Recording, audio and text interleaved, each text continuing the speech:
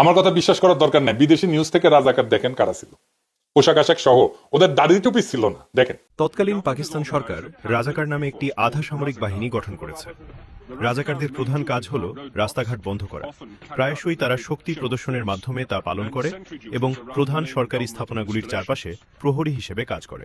রাজাকারদের সাথে যুক্ত কিছু সদস্য ছাত্র, কিন্তু অনেকেই মুসলিম লীগের জঙ্গি শাখা থেকে আসে, যারা 25শে মার্চের পরের বেশিরভাগ হত্যাকাণ্ড এবং গ্রাম পুড়িয়ে দেওয়ার জন্য দায়ী ছিল। তারা সকলেই পূর্ব বাঙালি এবং সরকার সরাসরি তাদের বেতন দেয়। কিন্তু কেউ জানে না যে যদি সেই আনুগত্য কখনো চাপের মধ্যে থাকে, তবে তারা সরকারের প্রতি কতটা অনুগত থাকত। দেখছেন, এই মুসলিম লীগের পুরাটাই বিএনপি ঢুকিছে। মির্জা ফখরুলের বাবাই তো মুসলিম লীগার ছিল, পাকিস্তানের মন্ত্রী ছিল। আমি খসরু মাহমুদের বাবা মুসলিম লীগার ছিল। মির্জা ফখরুল দাবি করে তার বাবা 1971 শরণার্থী শিবিরে ছিলেন, একজন পাকিস্তানের মন্ত্রী, মুসলিম লীগ করার লোক। কেন ইন্ডিয়া পালাবে 1971-এ? তার উপরে যায় শরণার্থী শিবিরে থাকবে। চুপে চাপে মেলানো যায়? আপনার কমন সেন্স কি বলে? যাই হোক, আমরা ওইদিকে না যাই। জামাতের ভূমিকা ছিল দুইটা জায়গায়, শান্তি কমিটি আর আলবদরে।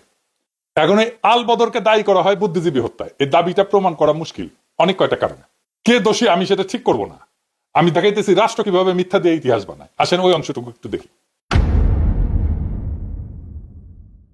আমি আলবদর বলছি বলে একটা বই আছে, একজন আলবদর ছিল, সেই লিখছে। সে বলতেছে যে তাকে গ্রেপ্তার করা হয়েছিল, জেলে ছিল সে। গ্রেপ্তার করা হইল, তারে ইন্টারোগেট করা হয়েছে, তার কাছ থেকে তথ্য নেওয়া হয়েছে, কিছুই নেওয়া হয় না। তাইলে তো তার কাছে কিছু এভিডেন্স থাকতো, বলতেছে আলবদর। কিন্তু আলবদর তো ধরছিলা, তারা জেলেও রাখছিলা, তো তারে ইন্টারোগেট করে তাদের তথ্য নাও নেই, সে তথ্যটা ভেরিফাই করো নাই, ক্রস চেক করো নাই কেন? কার দোষ সেইটা? আমি আপনাকে ডিসেম্বরে একটা ক্লিপ দেখাই, সেখানে সাংবাদিক, বিদেশি সাংবাদিক বলতেছে ঢাকায় ডিসেম্বরের শুরুর দিকের কথা, এটা প্রত্যেক দিন মুক্তিবাহিনী সদস্যরা কম করে 5টা রাজনৈতিক হত্যাকাণ্ড করতেছে। শোনেন, পূর্ব পাকিস্তানের ভেতরে 80 থেকে 1 লাখ মুক্তিবাহিনী সক্রিয় রয়েছে এবং গত কয়েক মাসে তারা ছোট বড় 165টি সেতু উড়িয়ে দিয়েছে। কলকাতা থেকে আসা একটি ব্রিটিশ নৌকা সহ 5টি পণ্যবাহী নৌকা ক্ষতিগ্রস্ত করেছে। 1600 টনের একটি পাটের বার্জ ডুবিয়ে দিয়েছে এবং একটি বিদ্যুৎ সাবস্টেশন উড়িয়ে দিয়েছে। এবং তারা কেবল ঢাকাতেই প্রতিদিন 6টি রাজনৈতিক হত্যাকাণ্ড ঘটিয়েছে।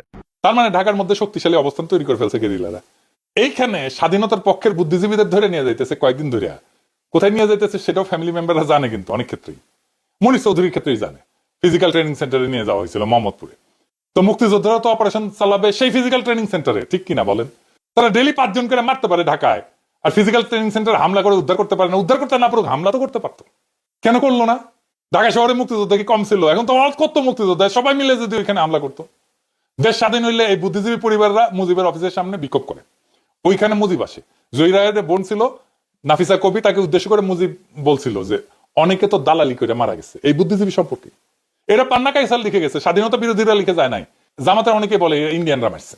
এই বয়ানটা মিলে পাকিস্তানের হামুদুর রহমান কমিশনের রিপোর্টে যখন তারা রাও ফরমান আলীকে প্রশ্ন করে, রাও ফরমান আলীকে জানেন তো এই বুদ্ধিজীবী হত্যার জন্য দায়ী করা হয়। হামিদুর রহমান কমিশনে বলা হয়েছিল বাংলাদেশের সরকার যেন তাদেরকে এভিডেন্স দেয় বুদ্ধিজীবী হত্যার সাথে কারা কারা জড়িত ছিল। পাকিস্তানের কাগজে কলমে হইলেও এটা সদিচ্ছা ছিল, তো করে নাই কেন বাংলাদেশ? এটা তো এখনো করা সম্ভব, যৌথ কমিশন করে অনুসন্ধান করে। জামাত ইসলামকে ক্ষমতা আসলে এইটার একটা ট্রান্সপারেন্ট তদন্ত করতে হবে।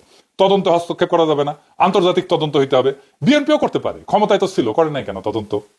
71 নিয়ে 2টা অমীমাংসিত বিষয় আছে, জ্বলন্ত বিষয় আছে। একটা গণহত্যার সংখ্যা, কতজন মারা গেছে, কতজন শহীদ হয়েছে, আর একটা বুদ্ধিজীবী হত্যার দায় কে করছে আসলে? আওয়ামী লীগ, বিএনপি, জাতীয় পার্টি কেউই করে নাই। যদি প্রশ্ন করি যে আসলে তারা তদন্ত করলেই দায় দেওয়ার রাজনীতি করতে পারবে না, তাই করে নাই।